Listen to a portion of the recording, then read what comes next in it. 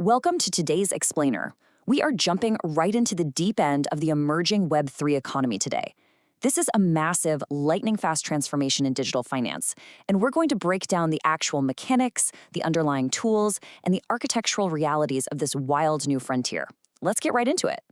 So think about this for a second. What if you were your own bank? Just imagine having absolute 100% financial autonomy. No intermediaries, no clearinghouses putting holds on your account, and literally no asking for permission just to move your own money around. Honestly, it sounds like a totally radical departure for anyone used to the traditional banking framework, right?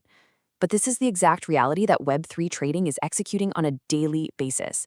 It's a complete structural paradigm shift in how capital actually flows.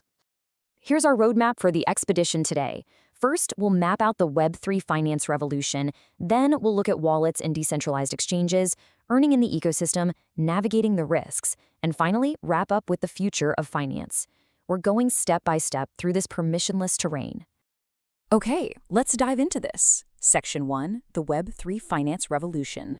Traditional finance, or TradFi, is fundamentally a world built on friction. It relies entirely on centralized institutions, the brokers, the clearinghouses, the big banks. In that legacy system, you don't actually hold your assets. You're really just holding an IOU from some corporate entity that custodies them for you.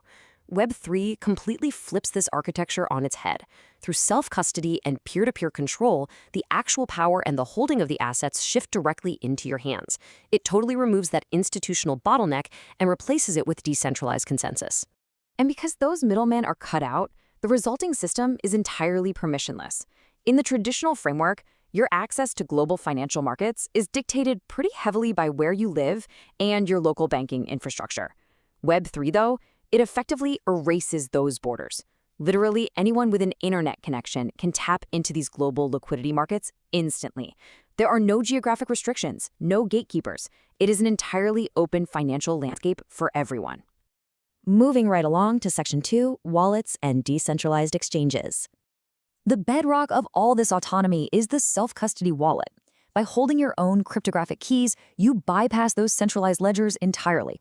You're not relying on a bank's database, and you definitely aren't relying on a centralized crypto exchange to manage your tokens. You are the sole custodian of your wealth. Now, that grants unprecedented control for sure, but it also requires a major mental shift in how you secure your own capital. You are your own vault. For executing trades, users turn to decentralized exchanges, commonly known as DEXs. Now, what's really interesting about this slide is the complete and total absence of middlemen. There is no central order book sitting on a server somewhere managed by a big corporation, matching up buyers and sellers. Instead, smart contracts, which are basically just self-executing lines of code living on the blockchain, facilitate the trade directly, peer-to-peer, routing liquidity algorithmically. The mechanics here are incredibly streamlined. Step 1, you just connect your self-custody wallet directly to the DEX protocol. Next, you initiate a trade, and that smart contract we just talked about executes it automatically based on its immutable code. Finally, the assets are swapped entirely peer-to-peer. The macro result of all this is profound.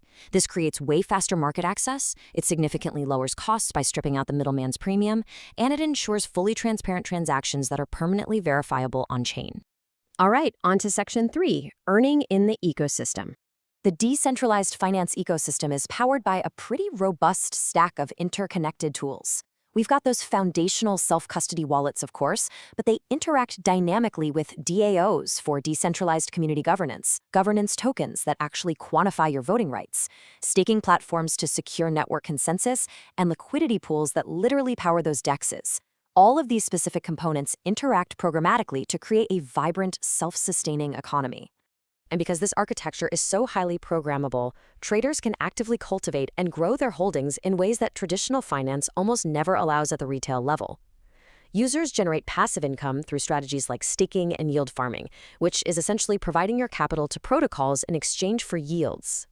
Meanwhile, active market participants utilize swapping, liquidity mining, and advanced technical analysis to capture even more value. Capital in Web3 is highly kinetic. It's always moving, and you can deploy it across multiple protocols simultaneously. Section 4, navigating the risks. Wait, but we really need to take a serious pause here, because absolute financial autonomy brings some absolutely massive, unmitigated dangers. let's objectively detail these hazards because risk management is absolutely vital when you are your own safeguard. First up, scams.